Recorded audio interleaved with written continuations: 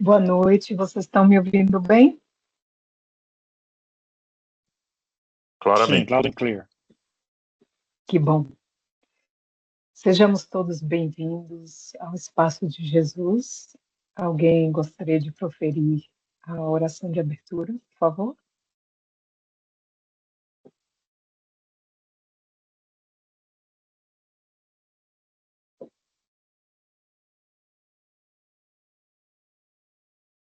Eu posso. Obrigada, Léo.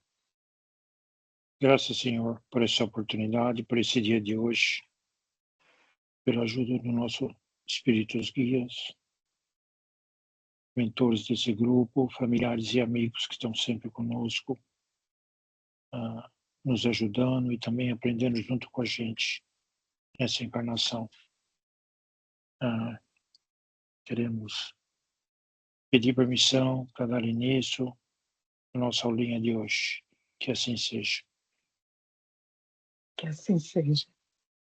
Antes de iniciarmos, alguém tem algum comentário, alguma pergunta, algo que gostaria de compartilhar a respeito dos textos que temos enviado?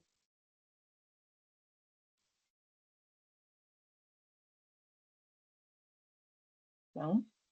Pois bem.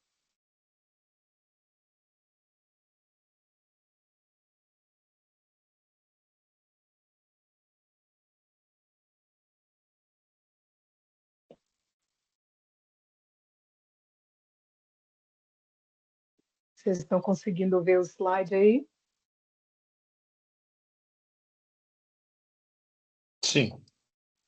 Ok.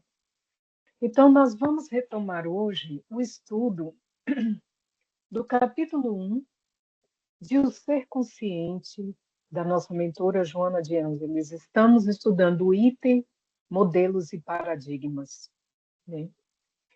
E nós trouxemos aqui duas expressões que foram utilizadas pelo estimado Viana de Carvalho no livro A Luz do Espiritismo, num dos textos que nós compartilhamos. Eu gostei muito dessas frases, quando ele diz: renovando velhas concepções, renovando milenárias conceituações. Ela sintetiza bem o que nós estudamos no primeiro parágrafo a respeito das mudanças, né, dos paradigmas que têm sido parte desse processo de evolução antropológico, sociológico e psicológico da criatura humana no planeta Terra. Perdão. No segundo parágrafo, ela vai nos dizer, esse segundo parágrafo ele é bem denso, tem bastante material. Na área psicológica, por exemplo, a rigidez dos postulados ancestrais vem sofrendo fissuras estruturais. E vamos chamar a atenção para esse vem sofrendo, porque, mais uma vez, estamos vendo que isso é um processo, né? Não é simplesmente um evento ou algo que já foi completado, que já ocorreu. Isso ainda está ocorrendo, vem sofrendo. E isso é uma coisa importante para a gente manter em mente.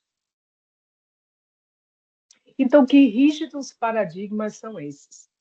Os rígidos paradigmas ancestrais, eles têm que ver com a primeira e a segunda força. A primeira conhecemos como psicanálise, né, inicial com o trabalho revolucionário de Freud, e depois o comportamentalismo também.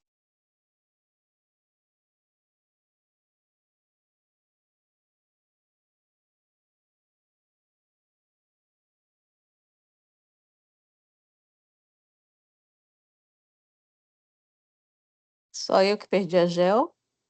I was about to say, não, perdi ela também. Tá, Peraí. obrigada.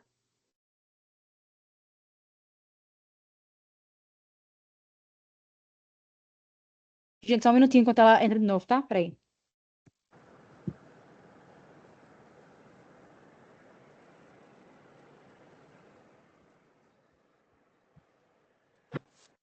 Ok, estamos de volta.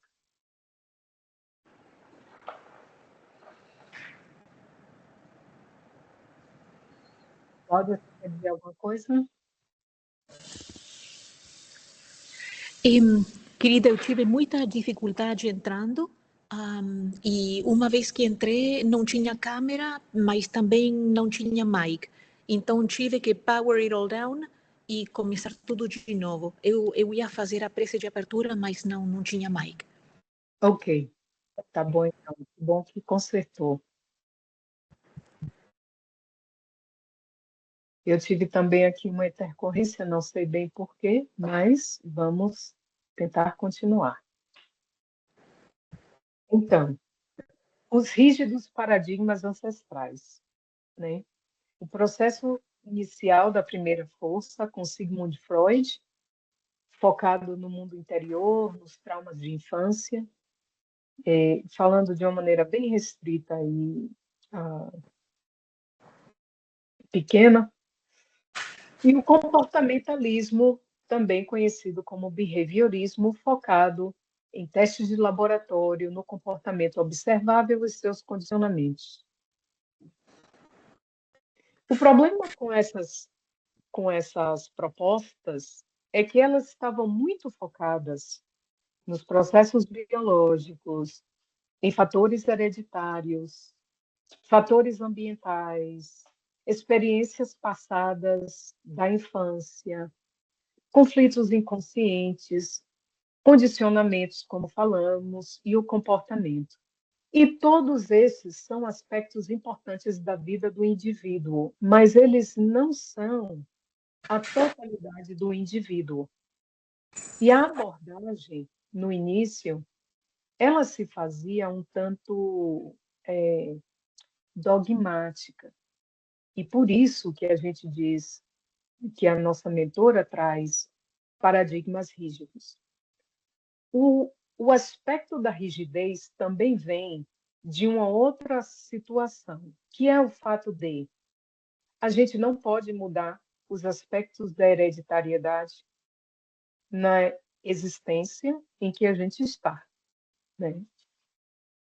Nós não podemos modificar certos aspectos da biologia que estão relacionados a isso, né? Ou que foram condicionados pelos aspectos hereditários. Tampouco nós podemos modificar as experiências infantis. O processo de ressignificação das experiências foi uma coisa que foi evoluindo com esse processo de evolução da psicologia. Mas, como Chico Xavier disse muito bem, nós não podemos voltar ao passado e modificá-lo, mas podemos, no presente, escrever um novo futuro, né?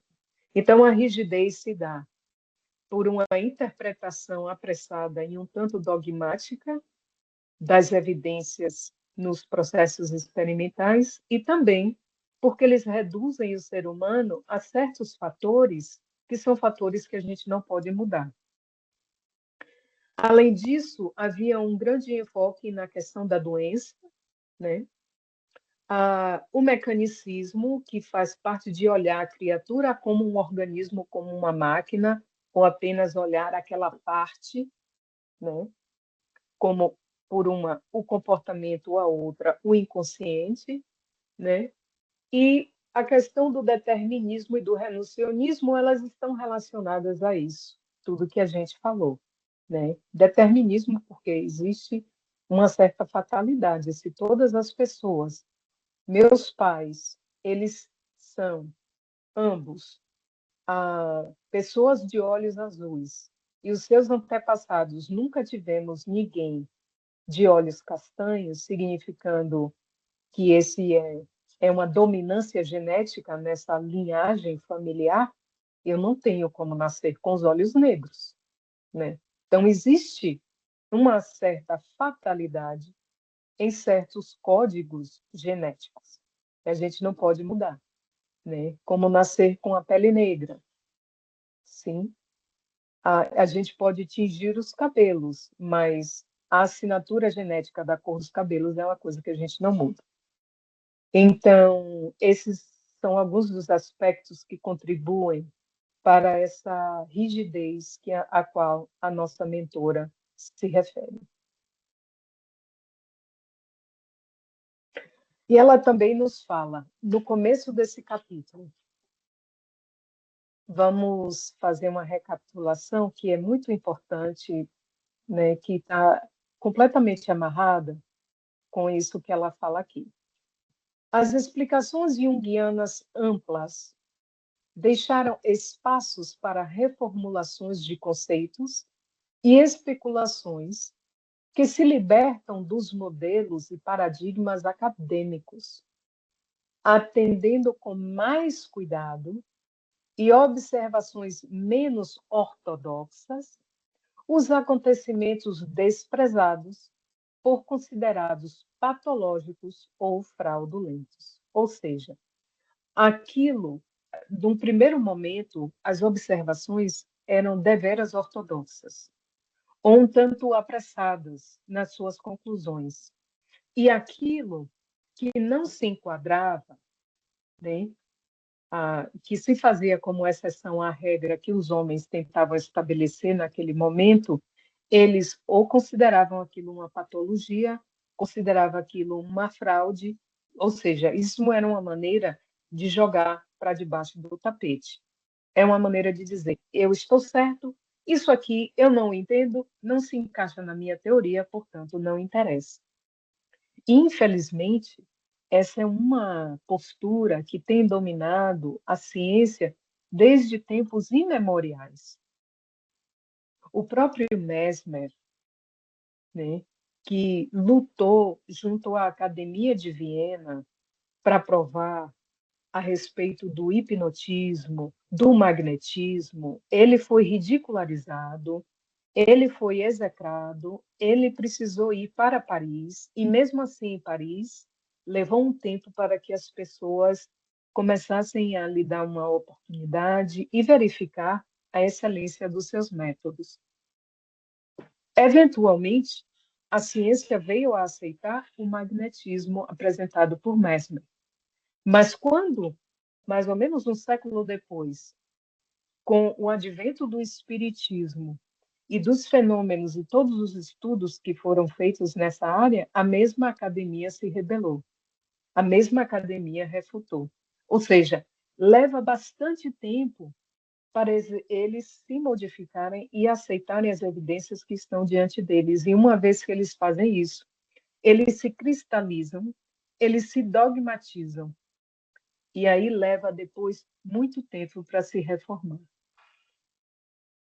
Então, o trabalho de Jung que começou com Freud, acabou rompendo com ele porque ele verificou que havia algo mais além, deixando espaços, abrindo lacunas para que a gente pudesse interpretar as evidências com um pouquinho mais de cuidado, mas a resistência, né, do status quo, aqueles que estão no momento com a bola da vez, ela sempre se faz um aspecto, uma marca da nossa sociedade e de nós como indivíduos, porque no âmbito da nossa experiência pessoal também nós nos calcificamos em certas atitudes que com um pouquinho mais de benevolência, um pouquinho mais de cuidado, né, com uma atitude menos dogmática, a gente poderia reformular com menos dor e menos sofrimento. Ainda nesse ponto, ela nos diz, vez que outra, surgiram ensaios e tentativas de ampliação de conteúdos, como efeito das experiências, corajosos pioneiros, que se preocuparam em ir além dos padrões estabelecidos, penetrando a sonda da investigação no inconsciente e concluindo por novas realidades, antes execradas, ou seja, né, desprezadas, e lentamente acumulando dados capazes de suportar refutação, crítica e desprezo. Ou seja, foi necessária a tenacidade de certas pessoas em insistir e continuar suas pesquisas apesar das dificuldades imensas, apesar, né, das grandes resistências, porque aí nós estamos falando, estamos com o problema?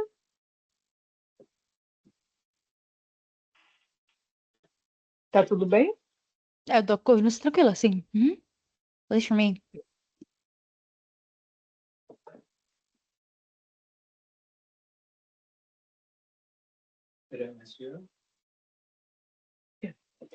Então, perdão pela interrupção, né? Então, porque nós estamos falando da dificuldade de ter fundos para a pesquisa, de ter um lugar para fazer essa pesquisa, de publicar os seus achados. Então, é necessário uma grande tenacidade, um grande espírito de inovação, de compromisso com a verdade para poder você se sobrepor a esse tipo de pressão acadêmica, né? E ela adiciona: era necessário revisar o potencial humano em toda a sua complexidade, sem preconceito nem receios, né? E eu adoro essa expressão, como ela fala, as experiências de corajosos pioneiros, revisar a necessidade de revisar sem preconceito e sem receio. E isso sempre ecoa para mim como um chamado que vai além do trabalho dos eminentes cientistas e psicólogos da época, mas também de nós mesmos perante a própria realidade. Indispensável coragem para enfrentar o ceticismo e a arrogância dos acadêmicos, dos reducionistas, que mesmo diante do luminoso de Jung, o luminoso é a experiência psicológica de transcendência, permaneciam aferrados àquelas visões antigas, mesmo com essa metodologia. Jung ampliando o trabalho de Freud, levando além, abrindo fronteiras, mesmo assim, eles preferem ficar aferrados ao porto pequeno, à Bahia pequena, daquilo que eles já conhecem, ao invés de se lançarem ao mar para conquistarem novos territórios, né? Fazendo uma analogia com as grandes navegações que nós tivemos, né? Então, se agarraram ao organicismo, à hereditariedade, aos fatores biológicos, fatores infecciosos, traumatismos e tudo mais.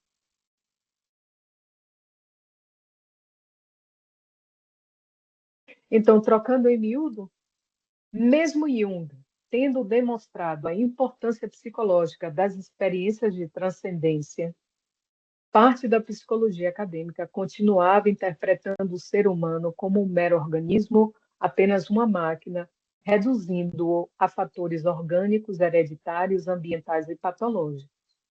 E por que isso é importante? Porque muitas vezes é isso que a gente faz. A abordagem, a gente olha para a nossa situação, olhamos para a própria situação, identificamos certas circunstâncias que estão relacionadas com fatores biológicos, sim, mas nós nos esquecemos que anteriores a esses fatores biológicos, e agindo sobre eles está a mente e a consciência. E que eles são sustentados, possivelmente são sustentados por muitas posturas que nós insistimos em manter, a mesma maneira que esses teimosos acadêmicos fizeram à época de Jung. Então, vimos que chegamos a um ponto, né, embora Jung, com as suas pesquisas e os seus desenvolvimentos, o que foi a grande virada, o que foi que virou a chave para os acadêmicos e para as pessoas a se abrirem e sentirem a necessidade de buscar uma nova realidade, foram as grandes guerras. E como elas, assim, acabaram traumatizaram profundamente, especialmente os países europeus, e no caso da Segunda Guerra, o próprio Japão, né? E foi os horrores da Segunda Guerra que levaram as pessoas e os acadêmicos, muitos deles tiveram que fugir, né, da Europa para sobreviver, levaram eles a repensar aquele tipo de abordagem. Então, isso nos trouxe, quando a gente estava preparando esse trabalho, nos trouxe à mente uma frase que Victor Hugo colocou em Os Miseráveis, a sua obra monumental, que ele diz assim: as brutalidades do progresso chamam-se revoluções. Depois delas terminadas, todos reconhecem que o gênero humano foi severamente maltratado, mas que deu alguns passos à frente. A lei do progresso, ela é inexorável. A gente não a detém, mas ai daquele que tenta, ai daquele que resiste, né? Vai depois ter que pagar um preço alto por ter atravancado, por ter dificultado esse progresso, né? Porque nada na vida é sem consequências, né? Então, a partir desse processo, principalmente com o trabalho desenvolvido por Viktor Frankl, né, que foi prisioneiro de um campo de concentração e nos trouxe a logoterapia, foi Viktor Frankl que nos disse: se alguém tem um porquê na sua vida, pode sobreviver quase todo como. Ou seja, se a gente tem sentido na vida, pode sobreviver aos dores mais profundas, às situações mais absurdas, né? Então, a partir do seu trabalho foi pioneiro e despertou a atenção de muitas outras pessoas que começaram a desenvolver uma proposta humanista de retorno ao ser humano, de focar no ser humano. Como é que a gente foca? O que é que a gente pode fazer para impedir que cheguemos a esse ponto novamente, né? Será que só existe doença? Essa psicologia só serve para cavar, para cobrir buracos? E o que é que a gente faz para desenvolver o potencial humano? E que potencial é esse, né? Jung já vem mostrando certas coisas. Então, as pessoas começaram a sair, né, da sua cristalização e novos pesquisadores também foram tendo espaço para levantar novas questões a respeito do ser humano. Okay? Então, agora nós colocamos... Até aí, alguma pergunta? Algum comentário?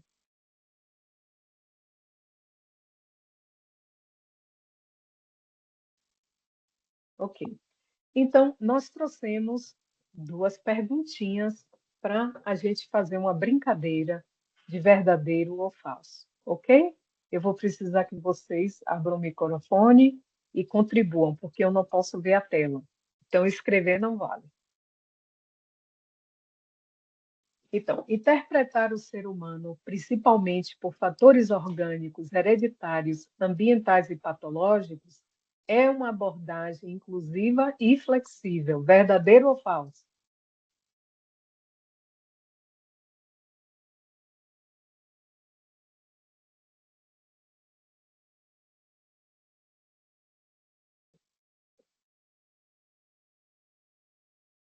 Falso. Muito bem. Obrigada, Mari. Cada paradigma psicológico revelou algo verdadeiro sobre o homem, mas nenhum modelo parcial deve transformar seus próprios limites nos limites da realidade humana. Verdadeiro ou falso?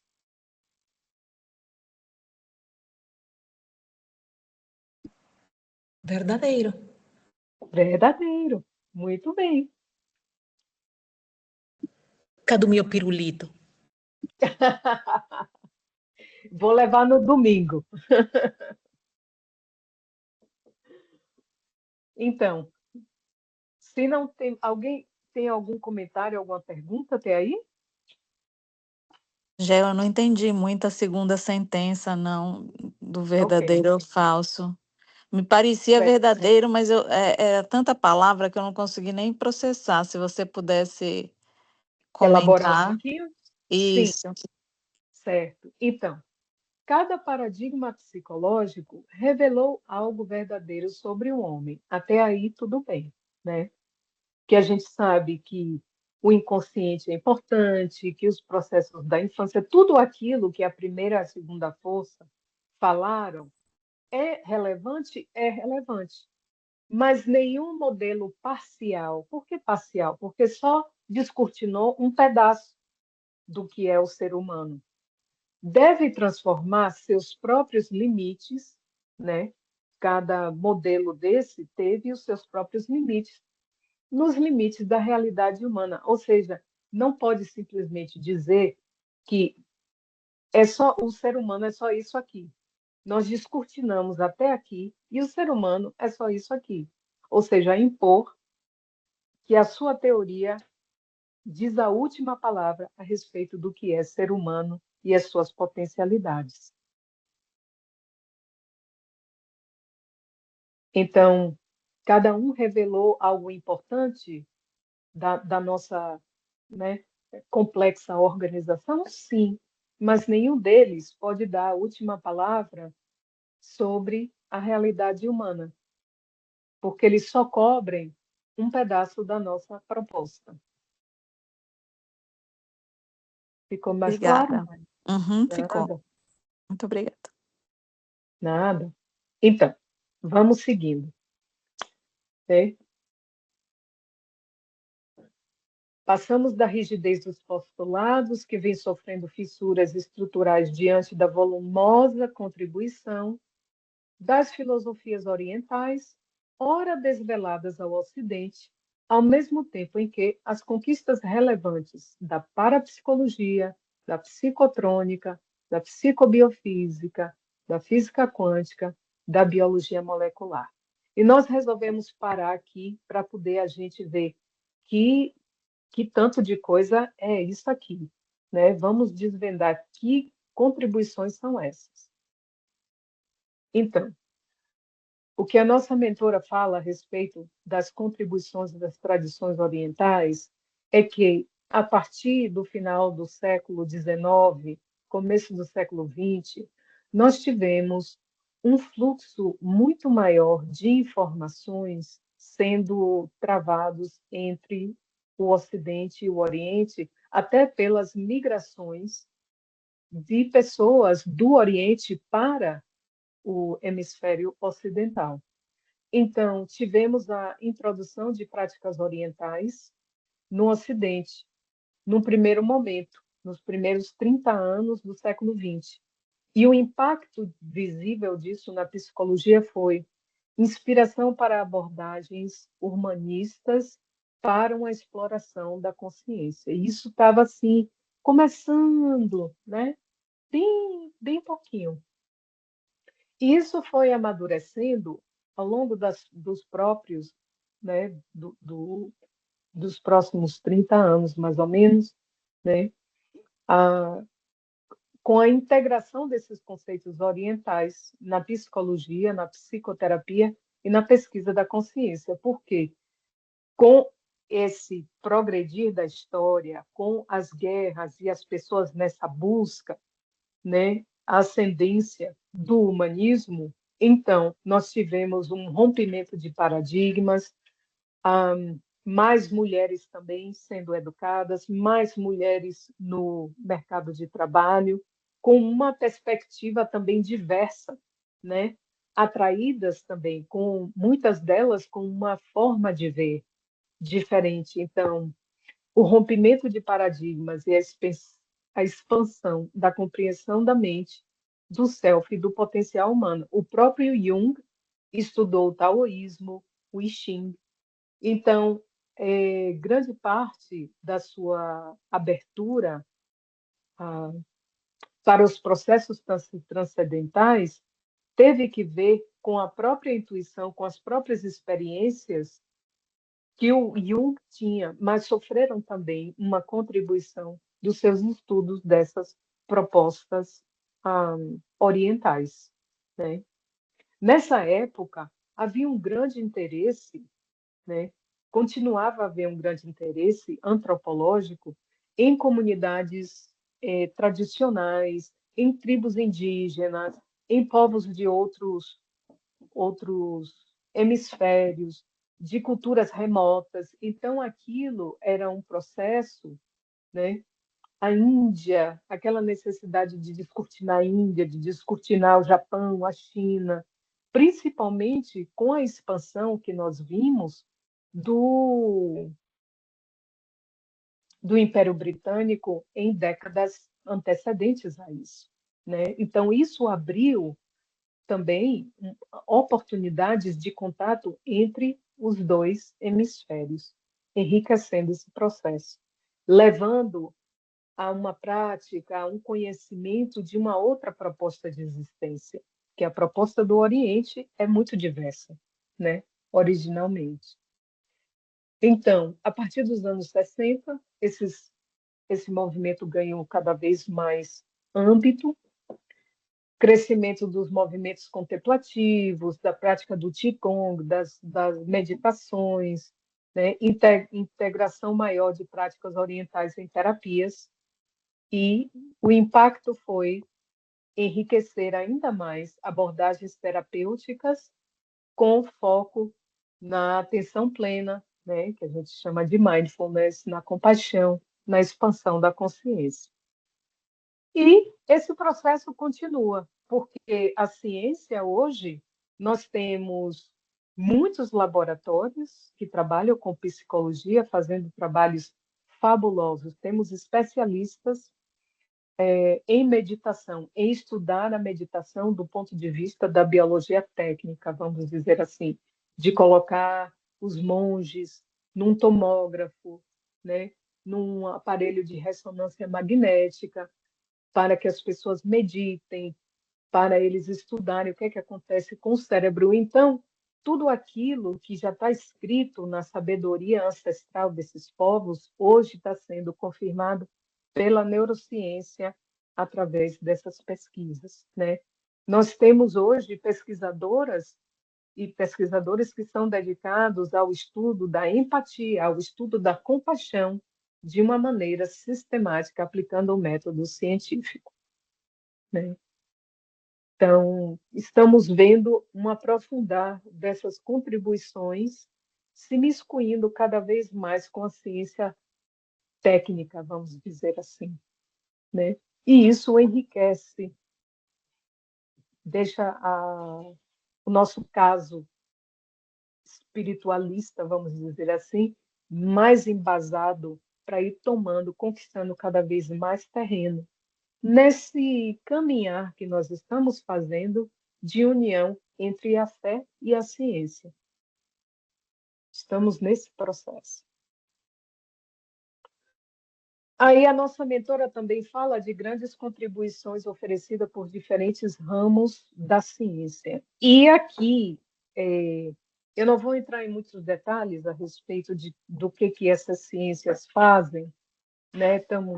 Estamos vendo aqui uma pequena síntese que foi gerada pela inteligência artificial, mas o importante da gente ver a respeito disso é que cada um desses ramos estudou diferentes fenômenos, né? E com o seu estudo ampliou as possibilidades de ação e de trabalho e de manifestação da mente humana, do cérebro, da conjugação da energia no campo material. Agora, a ciência tradicional ainda enxerga esses ramos aqui, a parapsicologia, a psicotrônica, que acho que nem se chama isso mais, e a psicobiofísica, como pseudociências, porque eles ainda se mantêm rígidos nos seus paradigmas. E a forma com que essas pessoas se dedicam a essas pesquisas, ela é diferente. Então, você não pode achar que vai pesquisar fazer um trabalho sério de pesquisa sociológica utilizando o mesmo método que um físico dentro do laboratório dele utiliza. Então, essa espreiteza de raciocínio, porque muita gente olha assim e diz assim, para que isso? Isso nem é ciência, fala da sociologia, ou fala da parapsicologia, isso não é ciência. Por quê? Porque eles não vão pegar uma pipeta para medir certas coisas. Ora, para cada substância, a gente precisa de instrumentos específicos e técnicas específicas. Mas isso nada mais é do que a teimosia em permanecer em paradigmas ultrapassados. Né? Avançando um pouquinho, a nossa mentora nos traz, agora sim, campos que são reconhecidos pela ciência tradicional, que é o campo da física quântica e da biologia molecular. Né? E o nosso querido Viana de Carvalho, em A Luz do Espiritismo, nos traz esse pensamento maravilhoso. A estrutura material passa a ser identificada como uma concentração de energia. E à medida que avançam, as mentes encarnadas na busca incessante do conhecimento defrontam com o espírito, que é legitimamente o ser. Quanto mais a gente mergulha na intimidade da matéria, menos matéria se encontra. Cada vez menos. Nos deparamos com os campos energéticos. Né? A biologia molecular é a biologia do infinitamente pequeno, das moléculas, mas a base das moléculas são os átomos, que já foram e continuam sendo devassados pela física quântica.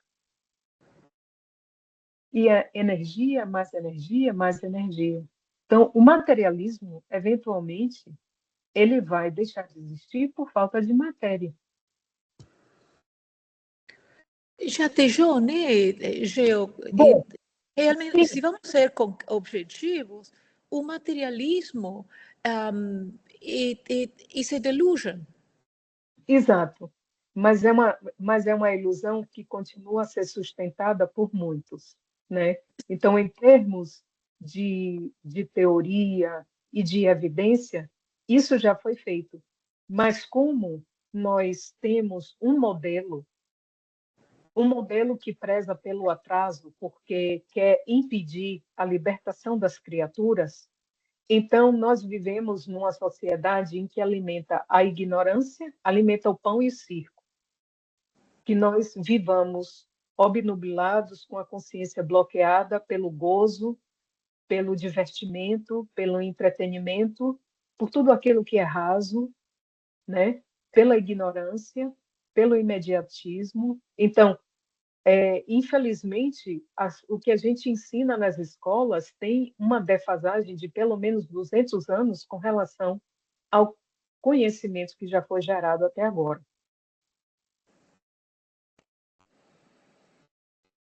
E nós estamos quebrando com isso. Né? Estamos, assim, nesse momento épico da nossa história, quebrando, né? Assim, é a escuridão máxima antes da aurora gloriosa. Né? Então, assim, isso já é uma conquista da humanidade, mas a grande maioria das pessoas ainda não tem acesso de verificar isso. Só aqueles que realmente buscam o encontro. Né? Então, graças a Deus, que para ajudar esse processo de transição, um grande contingente de mentes que permanecem atrasadas são recambiadas para outra pátria planetária. Porque sem isso, nós passaríamos provavelmente mais 1000 anos ou mais vivendo ancorados nessa atitude cristalizadora que esse pessoal vem mantendo no nosso planeta.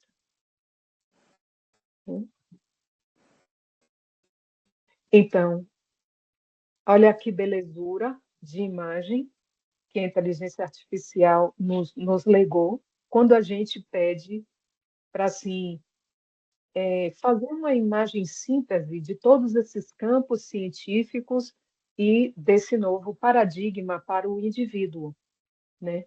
Então, é a conexão que existe entre os diversos níveis de manifestação na matéria, justamente como está escrito em O Livro dos Espíritos, né? Tudo se conecta em a natureza, desde o átomo até o arcanjo. Está tudo ligado, né? Então, é uma maravilha. Nós temos mais e mais pessoas que estão se abrindo para essa visão transcendental da criatura humana. Ui, Perguntas, comentários? prato cheio. Uhum.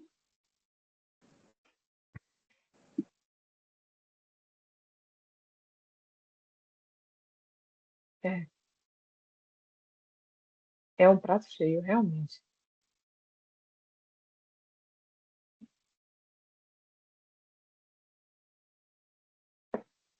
Então, ela nos diz que todas essas matérias vêm confirmar os paradigmas do Espiritismo.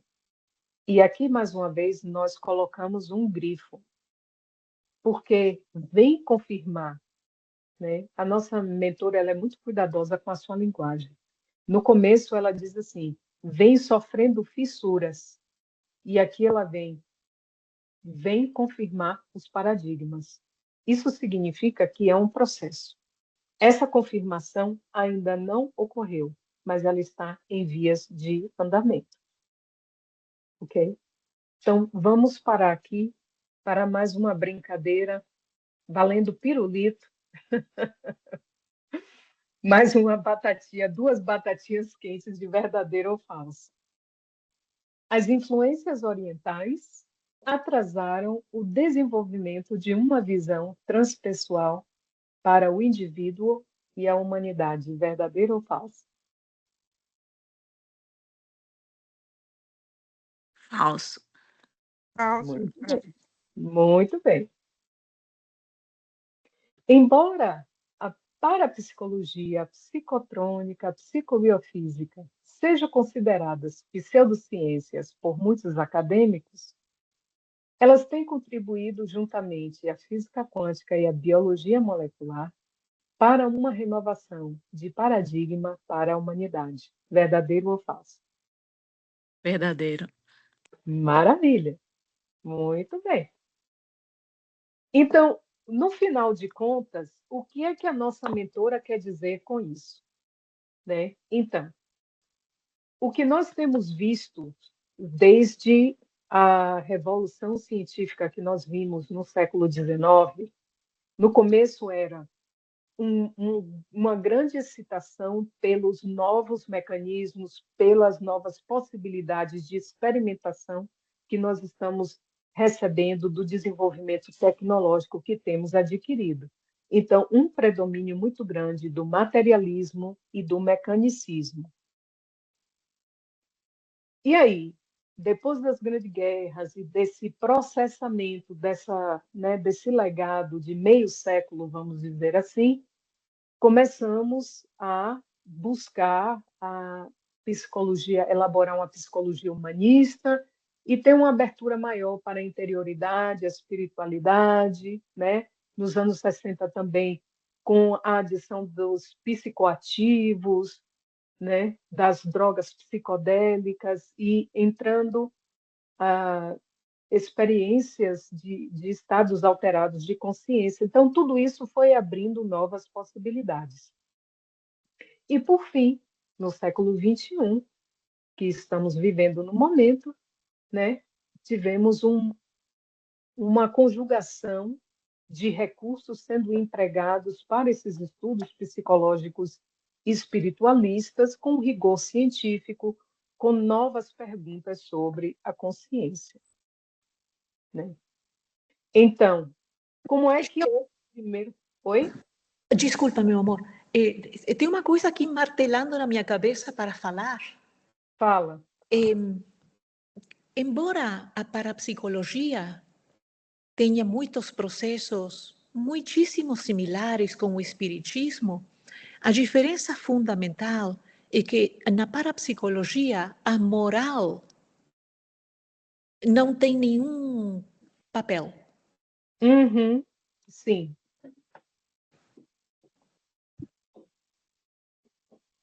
Estuda basicamente a questão fenomenológica sem qualquer implicação moral, Sim. né? Então, no começo, né, nesse início aqui de século XX, se a gente for olhar as características da ciência que se fazia, né, só o que a gente pode observar, medir e pesar é considerado realidade. Só isso vale como material de experiência, né? Essa visão de que tudo é máquina, que a gente tem que esmiuçar todas as partes para saber como é que a coisa funciona. E que a consciência basicamente seria como uma sudorese do cérebro. É um produto metabólico do cérebro, pronto e acabou. Nada mais, né? Então, a relação desse panorama científico aqui com o espiritismo era assim, o espaço para espiritualidade mínimo ou quase nulo, né? Para estudar a mediunidade e a sobrevivência da consciência após a morte, Ave Maria. Alguns foram muito ousados para fazê-lo, mas outros se acovardaram diante do ambiente científico reinante e a coisa não foi assim, não recebeu o apoio que deveria ter recebido, vamos dizer assim. Em seguida, tivemos um certo avanço, né? Colocamos o foco no humanismo, entramos pelos campos da ampliação dos estados alterados de consciência, críticas à proposta reducionista, que não é tudo máquina, buscando uma forma de ver mais integral do ser humano, e uma valorização da experiência objetiva, né? Então, isso vai se aproximando um pouquinho mais, vai cobrindo algumas distâncias, ok? Então, é um processo, mas ainda não chegamos lá. Por fim, hoje nós vivemos uma ciência em que existe um pouco mais de rigor metodológico, né? Embora exista ainda muita gente que joga esse rigor pela janela, né? Por muitas questões. Hoje nós temos estudo da consciência com métodos avançados, o que é ainda bastante rudimentar, mas já bem melhor do que o que foi. Pesquisa sobre a espiritualidade, sobre as virtudes e a sua influência no comportamento e no desenvolvimento das sociedades, né?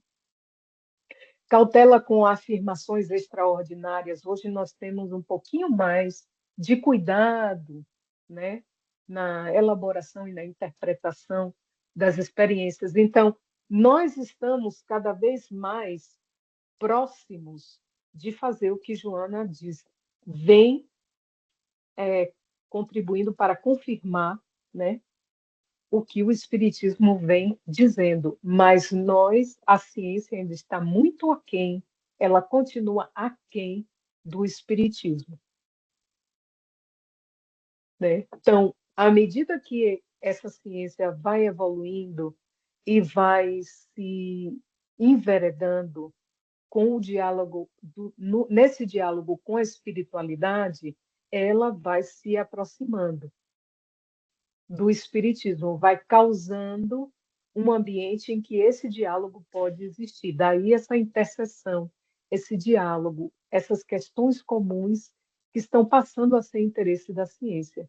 Mas o espiritismo ainda é uma grande vanguarda, ele ainda está muito à frente do que o que a ciência pode e deve considerar hoje.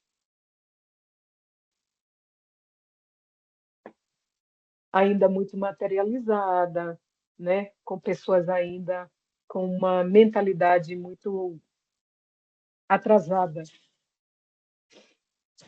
Então, ciência evoluiu do materialismo para a investigação mais ampla da consciência e da experiência humana. Isso nos permitiu maior diálogo com o Espiritismo em algumas questões, mas as afirmações centrais da doutrina ainda não foram confirmadas pelos métodos e critérios da ciência contemporânea. E isso não é um problema do Espiritismo. Não é um problema do Espiritismo. Isso é um problema de preconceito, de receio e de má vontade do ponto de vista da ciência, para dizer o mínimo. Né?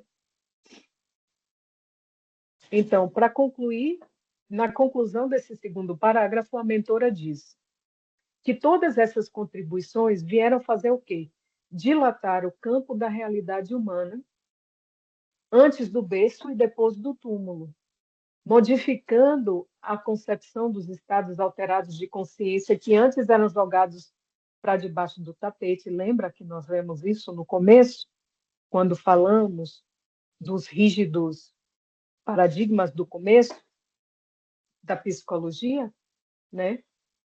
Que era ou considerado patológico ou paranormal. Ou seja, era considerado patológico ou era considerado uma invenção da criatura, né? Uma fraude. Passaram a ser considerados como paranormais, no mínimo como paranormais, ou seja, algo que está além.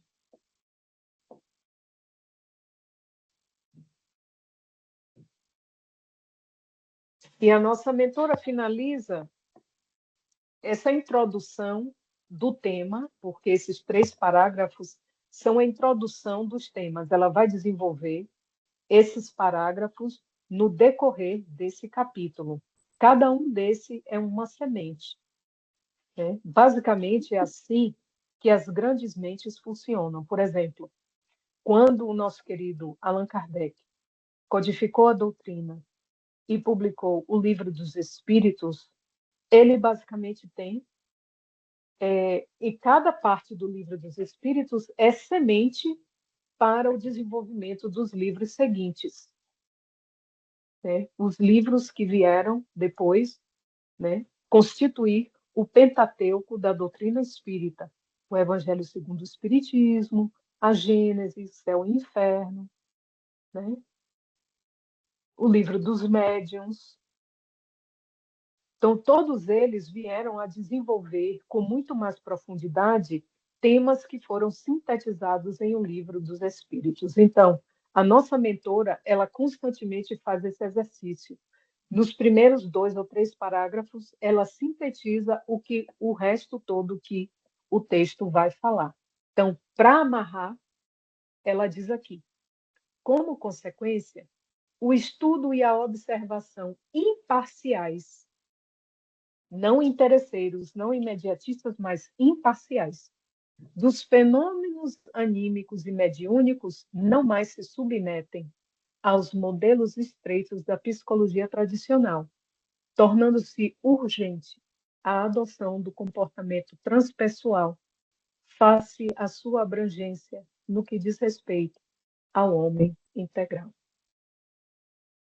Ou seja, a evidência, todo esse trabalho que tem acontecido, todas essas transformações, já não podem mais ser mantidas nos estreitos limites da perspectiva da psicologia tradicional. Então, é imprescindível que, enquanto humanidade, enquanto indivíduos, nós busquemos nos alinhar com essa proposta de integralidade do ser humano, que vai além da máquina, que vai além dos interesses imediatos, dos condicionamentos do comportamento. Perguntas, comentários?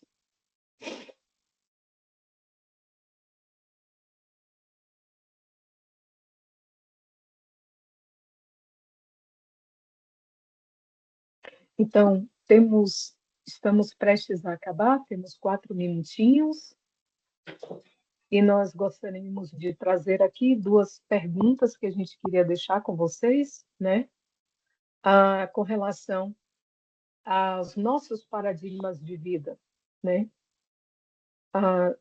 Nós somos espíritos, já vivemos diversas encarnações e temos muitas ainda outras pela frente, mas o quê? Que tipo de modelo, que tipo de comportamento eu ainda sustento que não se alinha com a alegria possível de viver os meus ideais espirituais agora? O que é que nós mantemos aceso? O que é que nós vivificamos que nos impede de abrir as comportas do progresso, abrir as comportas, certas comportas da alma, para a gente liberar o fluxo de energia, para que a gente se alinhe ainda mais com esses objetivos, com esses ideais que o Espiritismo semeia em nossas almas, né? Em que ainda teimamos, né, Geo? Exato. E com relação ao paradigma emergente, né? Que paradigma é esse? Da realidade transpessoal, né? Que modelos tenham implementado que tem me trazido mais serenidade e alegria de viver e leveza? Então, o que é que eu tenho feito que tem alimentado esse meu alinhamento com a natureza transpessoal?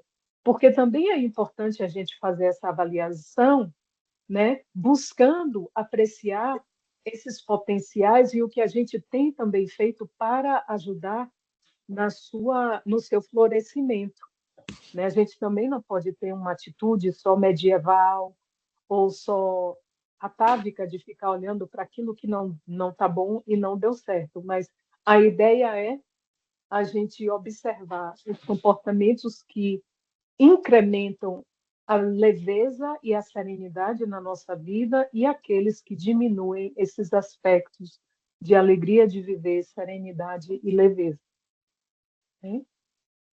Em outras palavras, de 0 a 10, que tanto consigo viver o Evangelho?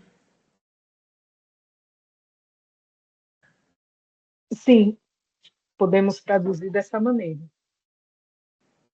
Eu gosto de colocar assim, porque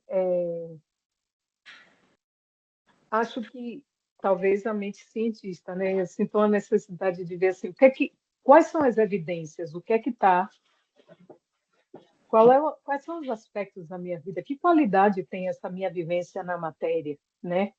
Olhar mesmo assim, como é que eu me manifesto no campo da forma? Que qualidades tem essa minha interação com as pessoas e com a vida, né? Para ficar uma coisa assim mais palpável, né? Mais tátil.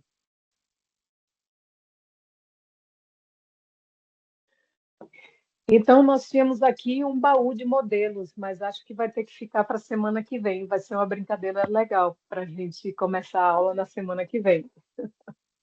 Porque já estamos com um minutinho só, né? O nosso tempo expirou. Vamos retornar aqui.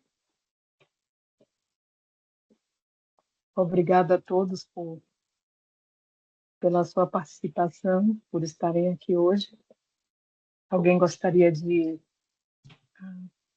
encerrar, fechar esse nosso estudo tão gostoso com uma oração, por favor?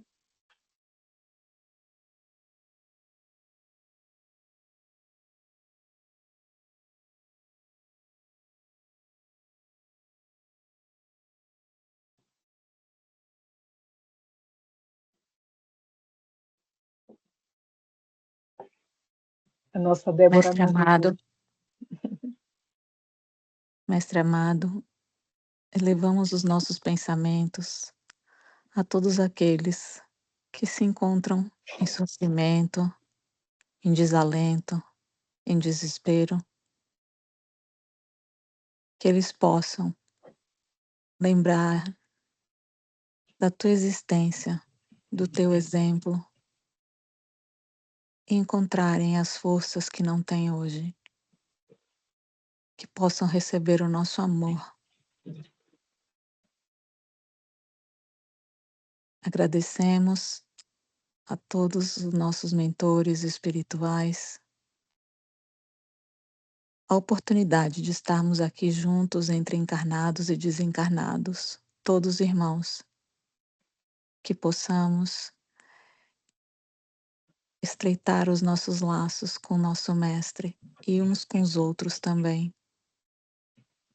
E assim pedimos permissão para encerrar os estudos dessa noite, desejando bons esforços no bem a todos. Que assim seja. Que assim seja. Obrigada, queridos. Uma boa noite, uma boa semana a todos. Obrigado, Gel. Obrigada, Obrigada. Gel.